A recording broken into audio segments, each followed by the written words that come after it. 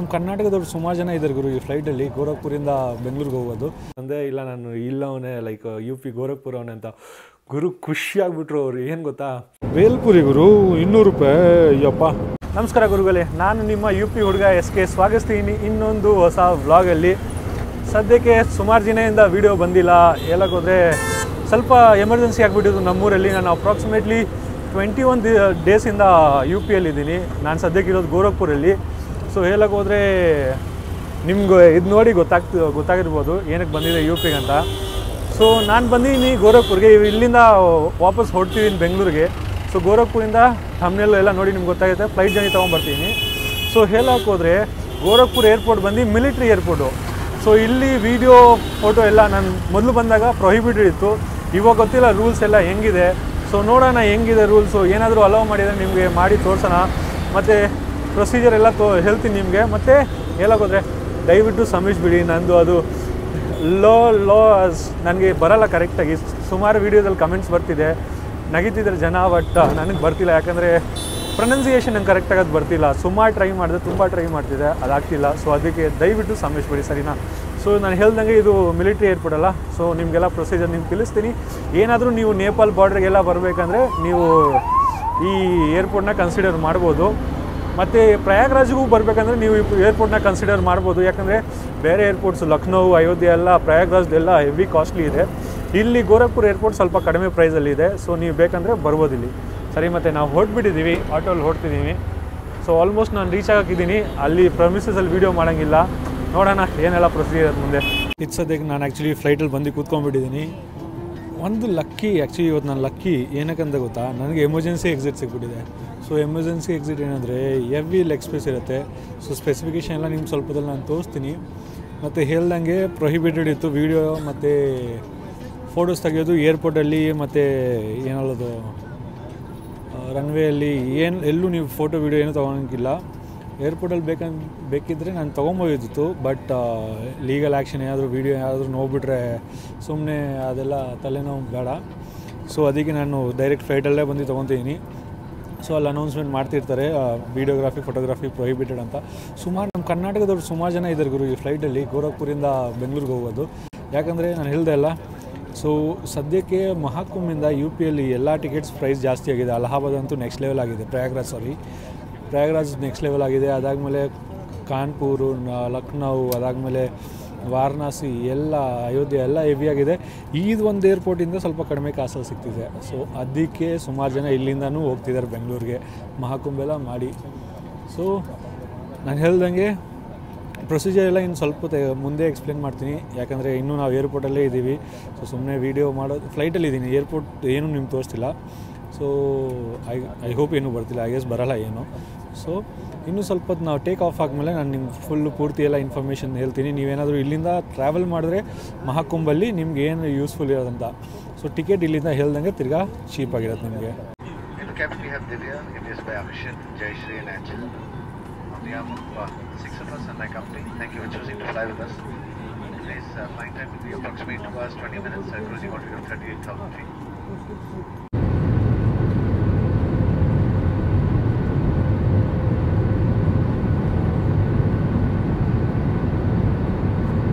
ಅದಕ್ಕೆ ನಾವು take off ತೊಗೊಂಡ್ಬಿಟ್ಟಿದ್ದೀವಿ, ನಿಮಗೆ ತೋರಿಸ್ದೆ take off. Actually take off full ಸ್ಟಾರ್ಟಿಂಗಿಂದ ತೋರಿಸಿಲ್ಲ, ಆಲ್ಮೋಸ್ಟ್ ನಾವು ಏರ್ಪೋರ್ಟ್ ಏರಿಯಾ ಕ್ರಾಸ್ ಮಾಡಿಬಿಟ್ಟಿದ್ರಿ, ಅಲ್ಲಿಂದ ನಿಮ್ಗೆ ತೋರಿಸ್ದೆ.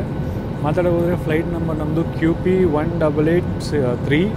ಇದು ಗೋರಖ್ಪುರಿಂದ ಬೆಂಗಳೂರಿಗೆ ಹೋಗುತ್ತೆ. ಈ ಫ್ಲೈಟ್ ಆ್ಯಕ್ಚುಲಿ ಡೆಲ್ಲಿಯಿಂದ ಗೋರಖ್ಪುರ್ ಬರುತ್ತೆ, ಆಮೇಲೆ ಗೋರಖ್ಪುರಿಂದ ಡೆಲ್ಲಿಗೆ ಹೋಗೋದಿದು, ಗೋರಖ್ಪುರಿಂದ ನಮ್ಮ ಬೆಂಗಳೂರಿಗೆ ಹೋಗೋದಿದು. ಮಾತಾಡೋದ್ರೆ ಫ್ಲೈಯಿಂಗ್ ಟೈಮ್ ಬಂದು 7:20 ಟೇಕ್ ಆಫು, ಲ್ಯಾಂಡಿಂಗ್ ಬಂದು 8:15 ಕೊಟ್ಟಿದ್ದಾರೆ. ಬಟ್ ಹೇಳೋಕ್ಕೋದ್ರೆ ಇವರು ಸ್ಲ್ಯಾಕ್ ಟೈಮ್ ಕೊಟ್ಟಿದ್ದಾರೆ. ಗೋರಖ್ಪುರಿಂದ ಬೆಂಗಳೂರಿಗೆ 2 hours 20 minutes ಅಂತ ಆಗುತ್ತೆ. ನಮ್ಮ ಪೈಲಟ್ಸ್ ಹೇಳಿದ್ದಾರೆ.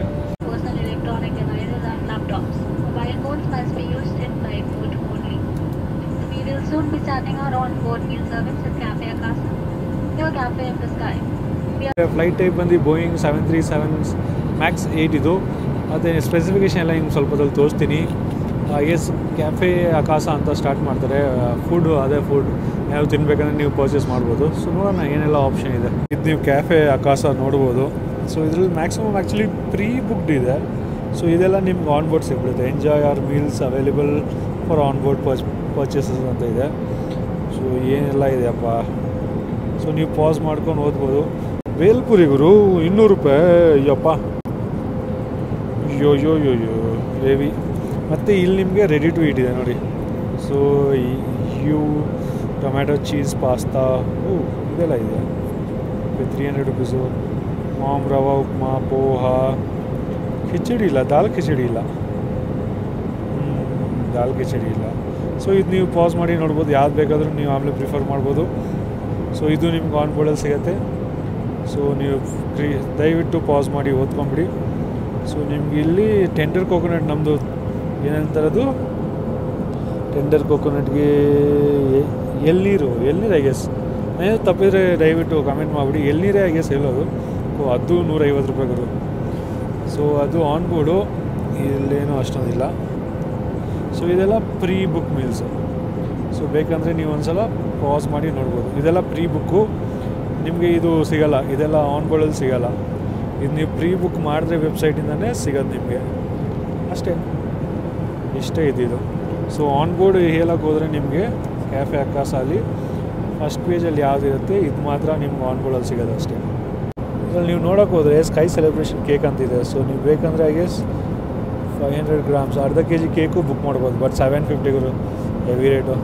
ಬನ್ನಿ ಇವಾಗ ಸ್ಪೆಸಿಫಿಕೇಷನ್ ಬಗ್ಗೆ ಮಾತಾಡೋಣ. ಹೇಳ್ದಂಗೆ ನನಗೆ ಎಮರ್ಜೆನ್ಸಿ ಎಕ್ಸಿಟ್ ಸಿಗಿದೆ. ಸೊ ನೀವು ನೋಡೋಕೆ ಹೋದರೆ ಇದೆ ಎಮರ್ಜೆನ್ಸಿ ಎಕ್ಸಿಟು. ಸೊ ಇಲ್ಲಿ ಲೆಗ್ ರೂಮ್ ನೋಡಿ, ಹೆವಿಯಾಗಿದೆ ಗುರು ಲೆಗ್ ರೂಮು. ನೋಡಿ ಲೆಗ್ ರೂಮ್ ಹೆವಿಯಾಗಿ ಸಿಗುತ್ತೆ ನಿಮಗೆ. ಸೊ ಇದು ಸುಮಾರು ಏರ್ಕ್ರಾಫ್ಟಲ್ಲಿ ಪೇ ಮಾಡಬೇಕು. ಸೊ ಯಾರಾದರೂ ಪೇ ಮಾಡಲಿ ಅಂದರೆ ಖಾಲಿ ಇದ್ದರೆ ಅವ್ರು ಆ್ಯಕ್ಚುಲಿ ಫ್ರೀಯಾಗಿ ಅಲೋಕೇಟ್ ಮಾಡಿಬಿಡ್ತಾರೆ. ಸೊ ಅವರು ನಾನೇನು ರಿಕ್ವೆಸ್ಟ್ ಮಾಡಿಲ್ಲ, ಅವರೇ ಕೊಟ್ಟರು. ನೀವು ಬೇಕಂದರೆ ರಿಕ್ವೆಸ್ಟ್ ಮಾಡಿದ್ರೆ ನಿಮಗೆ ಎಕ್ಸಿಟ್ ರೋ ಕೊಡ್ತಾರೆ, ಎಮರ್ಜೆನ್ಸಿ ಎಕ್ಸಿಟ್ ರೋ. ಸೊ ನೋಡೋಕೆ ಹೋದರೆ ಲೆಗ್ ಸ್ಪೇಸ್ ಮಾತ್ರ ಹೆವಿಯಾಗಿ ಸಿಗುತ್ತೆ ಗುರು. ಇಲ್ಲಿ ನಿಮ್ಗೊಂದು ಮ್ಯಾಗ್ಝಿನ್ ಹೋಲ್ಡರ್ ಸಿಗುತ್ತೆ, ಇಲ್ಲಿ ಫುಡ್ ಟ್ರೇ ಸಿಗುತ್ತೆ ನಿಮಗೆ. ಸ್ಲೈಡ್ ಮಾಡ್ಕೊಬೋದು, ಇಲ್ಲಿವರೆಗೂ ಬರುತ್ತೆ. ಸೊ ಏನೂ ಇಶ್ಯೂ ಆಗೋಲ್ಲ. ಇಲ್ಲಿ ನಿಮಗೆ ಮೊಬೈಲ್ ಹೋಲ್ಡರ್ ಸಿಗುತ್ತೆ, ಇನ್ನೊಂದು ಮ್ಯಾಗ್ಝಿನ್ ಹೋಲ್ಡರ್ ಸಿಗುತ್ತೆ, ಇಲ್ಲಿ ನಿಮಗೊಂದು ಮೊಬೈಲ್ ಹೋಲ್ಡರ್ ಸಿಗುತ್ತೆ. ಸೊ ನೀವು ಬೇಕಂದರೆ ಯೂಸ್ ಮಾಡ್ಕೊಬೋದು. ಮತ್ತು ಅಷ್ಟೇ. ಮತ್ತು ಇಲ್ಲಿ ನಿಮಗೆ ಟೈಪ್ ಎ USB ಸಿಗುತ್ತೆ. So type A to anything, type A to type B type C ಏನಾದರೂ ನೀವು ಯೂಸ್ ಮಾಡ್ಬೋದು. ಬಟ್ ಟೈಪ್ ಸಿದು ಸಾಕೆಟ್ ಇಲ್ಲ ಅಲ್ಲಿ, ಬರೀ ಟೈಪ್ ಎ ಸಿಗುತ್ತೆ. ಅದಾದಮೇಲೆ ಅಷ್ಟೇ ಗುರು, ಬೇರೆ ಏನಿಲ್ಲ. ಬಟ್ ಸ್ಪೇಷಿಯಸ್ ಆಗಿದೆ, ಹೆವಿ ಸ್ಪೇಷಿಯಸ್ ಆಗಿದೆ ಗುರು. ಮತ್ತು ನಿಮಗೆ ಹ್ಯಾಂಡಲ್ ರೆಸ್ಟ್ ನೋಡಿ, ಇಲ್ಲಿ ಅರ್ಧ ಇರುತ್ತೆ, ಇಲ್ಲಿ ಅರ್ಧ ಇರುತ್ತೆ. ಸೊ ಇದು ನಿಮ್ಮದು ಆರ್ಮ್ ರೆಸ್ಟು ಮತ್ತು ಇದು ನಿಮ್ಮದು ವಿಂಡೋ. ಇವಾಗ ನಮ್ಮದು ವಾರಣಾಸಿ ಸಿಟಿ ಮೇಲಿಂದ ನಾವು ಫ್ಲೈ ಮಾಡ್ತಿದ್ದೀವಿ. ಅಷ್ಟೊಂದು ಇನ್ನೂ ಕ್ಯಾಪ್ಚರ್ ಮಾಡೋಕ್ಕಾಗ್ತಿಲ್ಲ. ಸೊ ಹೇಳ್ದಂಗೆ ವಾರಣಾಸಿ ಸಿಟಿ ಮೇಲಿಂದ ಫ್ಲೈ ಮಾಡ್ತಿದ್ದೀವಿ. ಸೊ ಇಲ್ಲಿಂದ ರೈಟ್ ಸೈಡಲ್ಲಿ ಅಪ್ರಾಕ್ಸಿಮೇಟ್ಲಿ 150 ಕಿಲೋಮೀಟ್ರ್ ದೂರ ಪ್ರಯಾಗ್ರಾಜ್ ಇದೆ. ಅಲ್ಲಿ ಕುಂಭ ಮೇಳ ನಡೀತಿದೆ. ಟ್ರೈ ಮಾಡ್ತೀನಿ ಆ ವೀಡಿಯೋ ತರೋಕ್ಕೆ, ನೋಡೋಣ ಲಕ್ ಹೆಂಗಿರುತ್ತೋ. ಹೇಳ್ದಂಗೆ ವಾರಣಾಸಿ ಸಿಟಿ ಮೇಲೆ ಫ್ಲೈ ಮಾಡ್ತಿದ್ದೀವಿ. Approximately 30,000 feet above the ground in the sky. ಮತ್ತು ನಿಮ್ಗೆ ಬೇಕಂದರೆ ಎಮರ್ಜೆನ್ಸಿ ಎಕ್ಸಿಟು ನೀವು ರಿಕ್ವೆಸ್ಟ್ ಮಾಡಿದ್ರೆ ಕೊಡ್ತಾರೆ ಅವರು. ಬಟ್ ನಾನು ಇಡೀವರೆಗೂ ರಿಕ್ವೆಸ್ಟ್ ಮಾಡಿಲ್ಲ. ಬಟ್ ಒಂದು ಸರಿ ಆದರೂ ಇದು ಎಕ್ಸ್ಪೀರಿಯೆನ್ಸ್ ಮಾಡಬೇಕಿತ್ತು ಅಂತಿದ್ದೆ.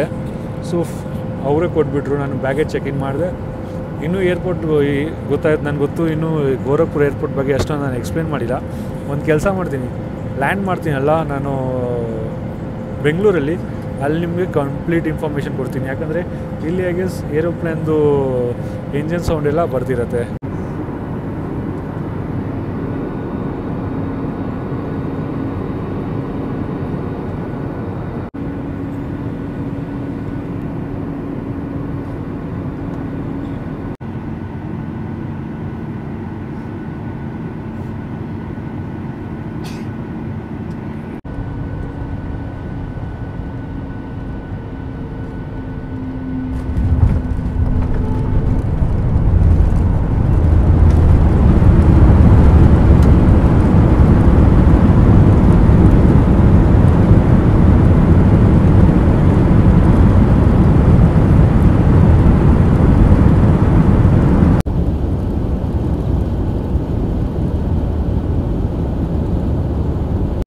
ಸದ್ಯಕ್ಕೆ ನಾವು ಲ್ಯಾಂಡ್ ಆಗಿದ್ದೀವಿ ಬೆಂಗಳೂರಿನ ಇಂಟರ್ನ್ಯಾಷನಲ್ ಏರ್ಪೋರ್ಟ್ ಟರ್ಮಿನಲ್ 2 ಅಲ್ಲಿ.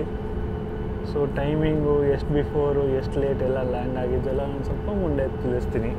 ಒಂದು ಸಲ ಫ್ಲೈಟಿಂದ ಡಿಬೋರ್ಡ್ ಆಗಿದೆ. ಇದು ನಾವು ಸುತ್ತಾಡ್ಕೊಂಡು ಬಂದ್ಬಿಟ್ಟಿದ್ವಿ ಟರ್ಮಿನಲ್ 1 ಕಡೆ. ಯಾಕಂದರೆ ಆಕಾಶ ಏರ್ ಸರ್ವ್ ಮಾಡೋದು ಟರ್ಮಿನಲ್ 1ಇಂದ. ಸೊ ಅದಕ್ಕೆ ನಾವು ಟರ್ಮಿನಲ್ 1ಗೆ ಬರಬೇಕಿತ್ತು. ಐ ಹೋಪ್ ವಾಕಿಂಗ್ ಬೇಗ ಕನೆಕ್ಟ್ ಮಾಡಿದ್ರೆ ಬೇಗ ಹೋಗ್ಬೋದು.